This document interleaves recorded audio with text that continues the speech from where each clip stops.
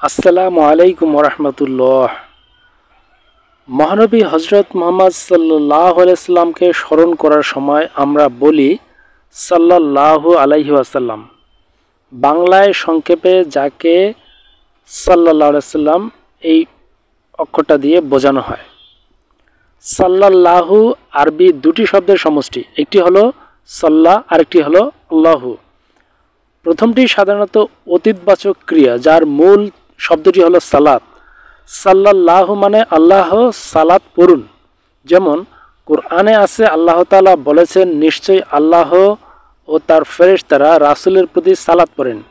ঈমানদারগণ, তোমরাও তার প্রতি সালাত পড়ো এবং অধিক পরিমাণে সালাম বলো। সূরা আহজাব আয়াত নাম্বার 56। সালাত শব্দের অনেক রকমের অর্থ আছে। ব্যবহার ভেদে এর অর্থ বিভিন্ন রকমের হয়ে থাকে। আমরা যে নামাজ পড়ি তাকেও সালাত বলে।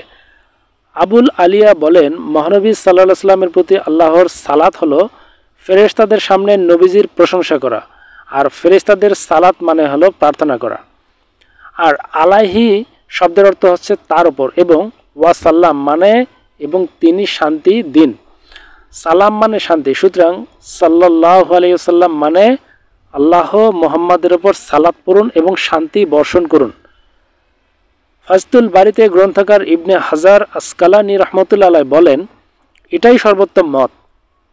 নবী সাল্লাল্লাহু আলাইহি সাল্লামের প্রতি আল্লাহর সালাতের অর্থ হবে তার প্রশংসা করা এবং তাকে সম্মান জানানো, আর ফেরেশতা ও অন্যান্যদের সালাতের অর্থ হবে আল্লাহর কাছে তার প্রশংসা ও সম্মান কামনা করা, অর্থাৎ সম্মান ও প্রশংসা বৃদ্ধির কামনা করা।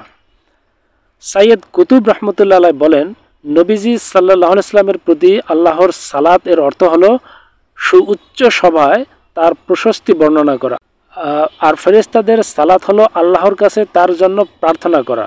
তার মর্যাদা কত মহান!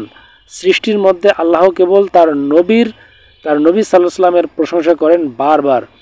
যার আলোয় এই জগতের সব উদ্ভাসিত হয়, যার প্রত্যাশায় প্রতিটি বস্তু সাড়া দেয়, তিনি প্রশংসা করেন। নিশ্চয়ই তার প্রশংসা চিরন্তন ও অনন্ত। আল্লাহ তাআলা চান নিজের সালাম সালাতের সঙ্গে মুমিনদের সালাত সালামকে মিলিয়ে তাদের সম্মানিত করতে। সুবহানাল্লাহ, সুবহানাল্লাহ।